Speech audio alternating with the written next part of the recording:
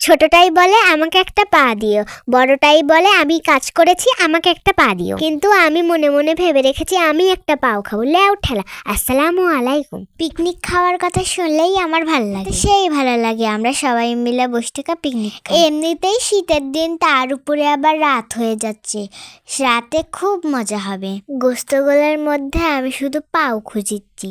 আমরা সবাই মিলে বাড়ির বাহিরে এসে পিকনিক খাচ্ছি। দেখতে তো সেই মজা, খাতে মনে হয় আরো মজা লাগবে। এদিকে রান্না হচ্ছে আর আমরা ওদিকে খাওয়ার প্রস্তুতি নিচ্ছি। এই পিকনিকে আমরা অনেকজন আছি। আমার ফুফাতো ভাই বোন, আমার আপু, আমার ফুপ্পি, আমার আম্মু, আমার দাদিরা সবাই আছে এই পিকনিকে। সবাই রান্না করতেছে আর গল্প করতেছে। আমরা এখন সবাই মিলে আকাশের চাঁদের ছবি তুলতেছি। আর আমরা কিন্তু মাটির চাঁদ। চাঁদের ছবি তুলতে তুলতে আমাদের রান্না শেষ হয়ে গেছে। এখন আমরা খেতে বসছি। সবাই যার যার মতন প্লেট নিয়ে আমরা খেতে বসেছি। খেতে বসার পর আমরা একটু মুরগির পা নিয়ে টানাটানি শুরু করে দিয়েছি।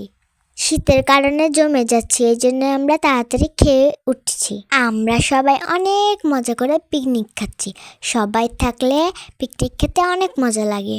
পিকনিকে আমরা সাদিয়া ফুপ্পিকে অনেক মিস করছি। যাই হোক, আমরা সবাই অনেক মজা করে পিকনিক খেলাম। আপনারাও অনেক পিকনিক খেলে অনেক মজা করে খাবেন, কারণ শীতের সময় পিকনিক খেতে অনেক বেশি ভালো লাগে। সেই পর্যন্ত সবাই ভালো থাকেন, দেখা হবে অন্য ভিডিওতে। চাঁদ কিন্তু দেখতে অনেক সুন্দর লাগছে। অবশ্যই লাইক, কমেন্ট ও শেয়ার করবেন। ভালো থাকবেন সবাই। আসসালামু আলাইকুম।